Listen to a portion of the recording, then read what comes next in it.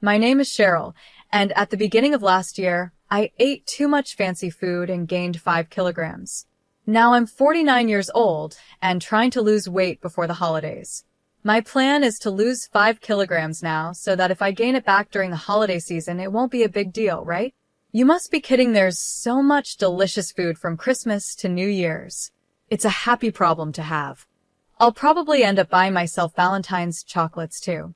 Oops, I'm already drooling. Looks like I'm going to gain weight again this year. Oh well. Today, I have a story from winter that I'd like to share with you. It's about something that happened when I was 28 years old. After dating for several years, my boyfriend Paul and I got engaged, and I introduced him to my parents.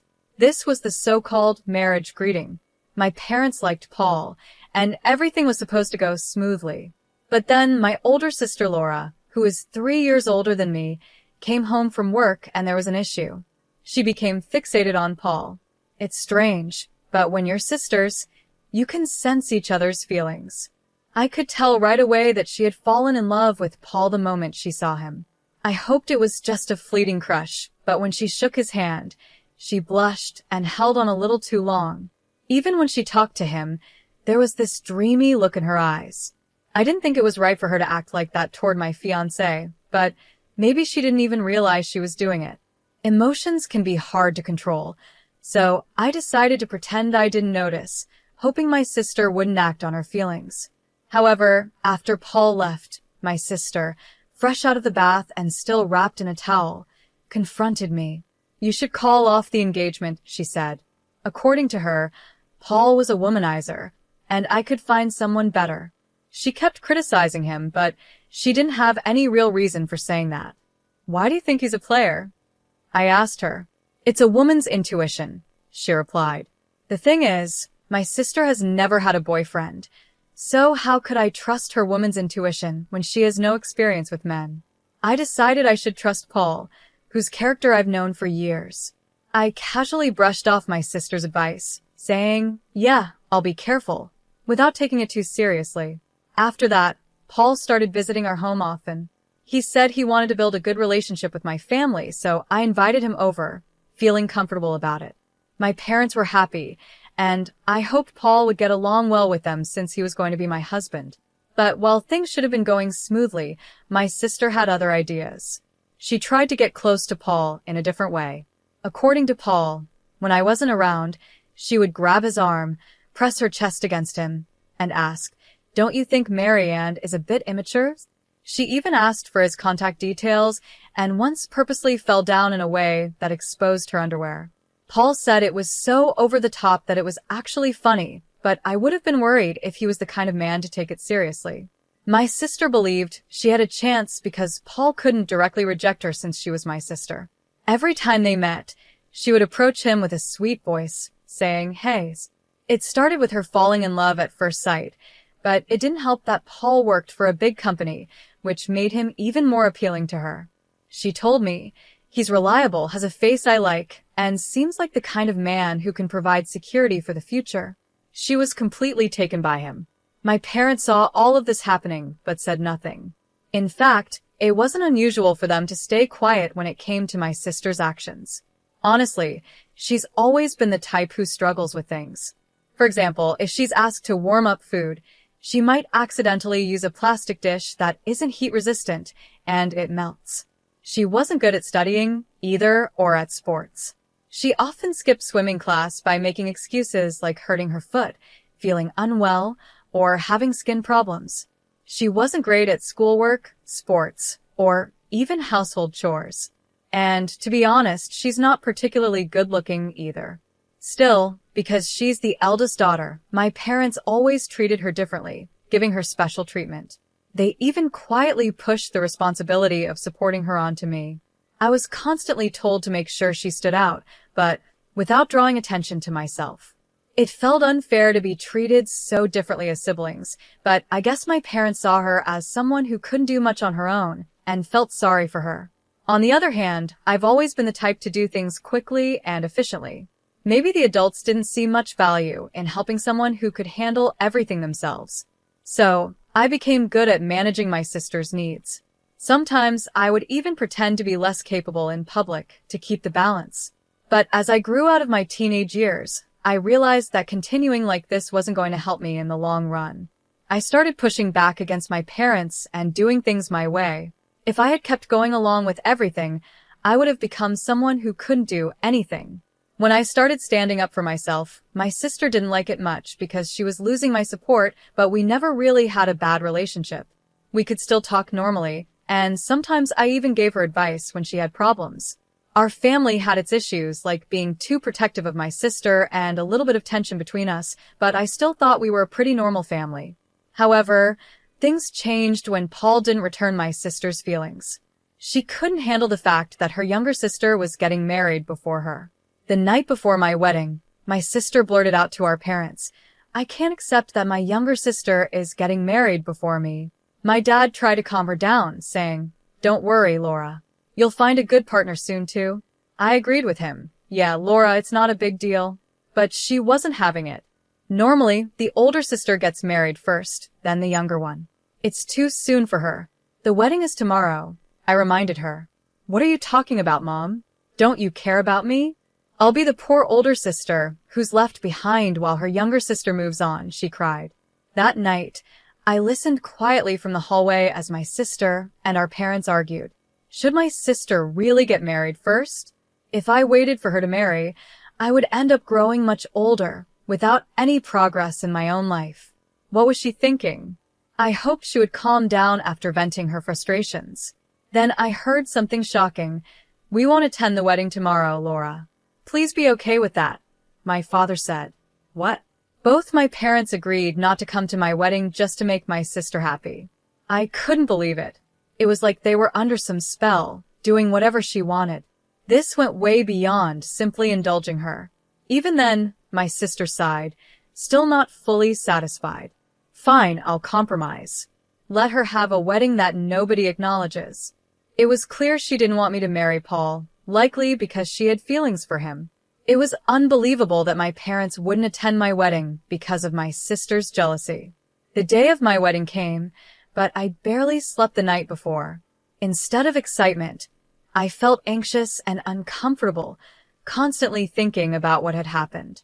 I'll never forget the satisfied smile on my sister's face when my parents told her they wouldn't be there. At the venue, I had to explain to Paul and his parents why mine weren't coming. I apologized and said, "My sister doesn't support this marriage, so my family won't be attending." I told them it was heartbreaking to say that my own parents weren't coming to my wedding. My in-laws were shocked and couldn't believe there were parents who wouldn't attend their daughter's big day. After hearing my story, they stayed silent for a while. The mood felt so heavy, but then my mother-in-law gently took my hand, and my father-in-law placed his hand on top of ours. "Remember, your family is here with you. Don't let this day be a sad one. Come on. Why don't you smile?" my mother-in-law said warmly. Her words made me tear up. Paul, seeing me cry, softly stroked my head and said, "Ashley, I'm your husband now, so please stop saying that your family isn't here." My in-laws and Paul quickly tried to cheer me up, jokingly telling me not to cry because my makeup would smudge. Then, my mother-in-law looked at me with kindness and said, "Ashley, I know things are hard with your family back home, but this is the start of a new life. Let's build your own family together." Even though I felt abandoned, her words and her strong embrace gave me comfort. Paul and my father-in-law joined in with hugs, and I told myself that everything would be okay. Like my mother-in-law said, this was a new beginning. I promised myself that I would build my own happy family, and on that day, I officially married Paul. 18 years have passed since that day. In that time, Paul and I had a daughter and 3 sons. Our daughter is capable and looks after her 3 mischievous brothers, who sometimes turn the house upside down. I surprise even myself with how often I end up shouting, "Stop it now." Paul's career has been going well, we bought a house, and we've been living a stable life. But then, something unexpected happened. My father, mother, and sister showed up at our house. After the wedding, I had kept my distance from them and hadn't given them our new address. Yet somehow they found us and came unannounced. When they appeared, Instead of a warm, long time no see, the first words out of my mouth were, "What do you want?" "I need a favor from you," my sister said. My parents added, "It's something only you can do for us," looking at me with serious expressions.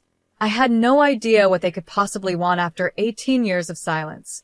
Half curious and half afraid, I wondered what was going on. I stayed quiet as my mom spoke up.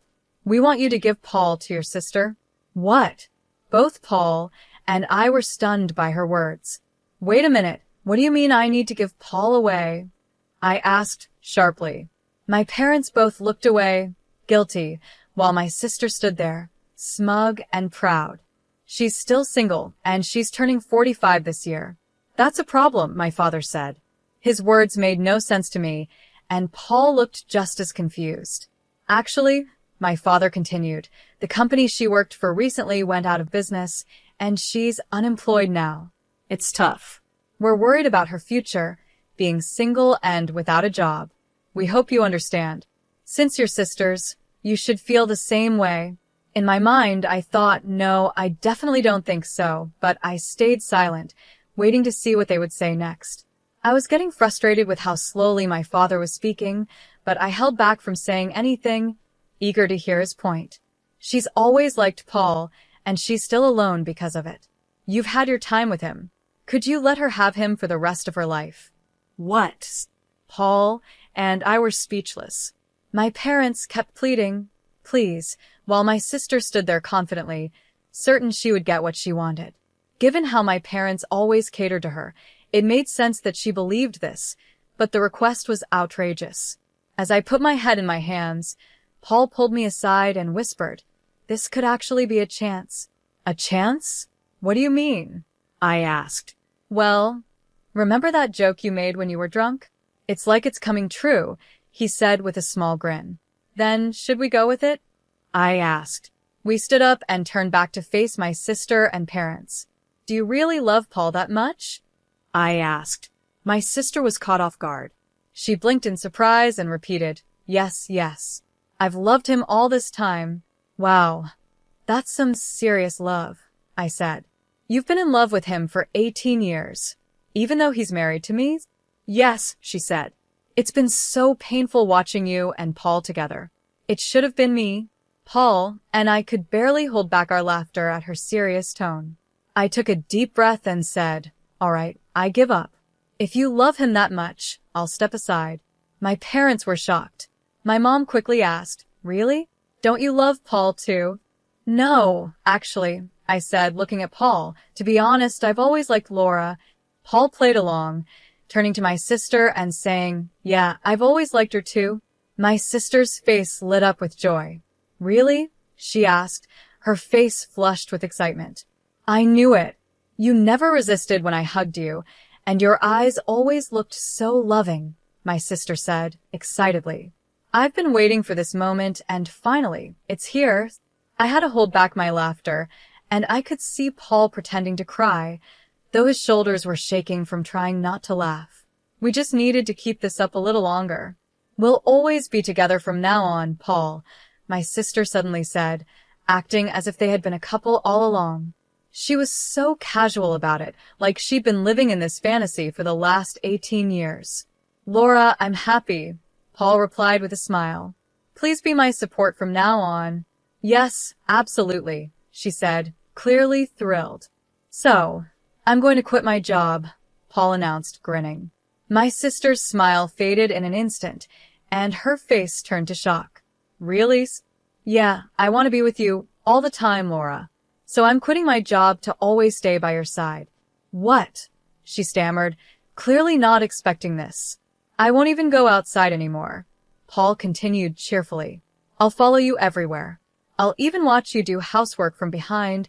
My sister froze for a moment, her panic setting in, while our parents looked visibly disturbed. "But I'm not working either. This is a problem," she muttered. "What's the problem? If we're together, we have nothing to fear.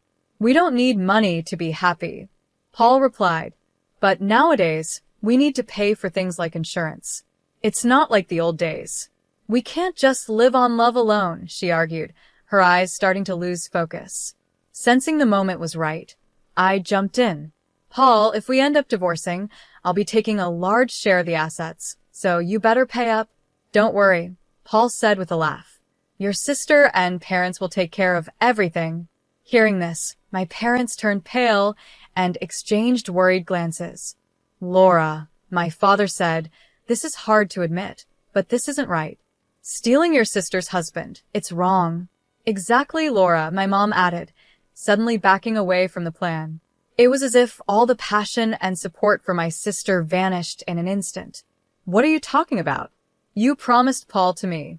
Laura yelled, her frustration growing. That was before my father began, but she cut him off. I don't want to hear it.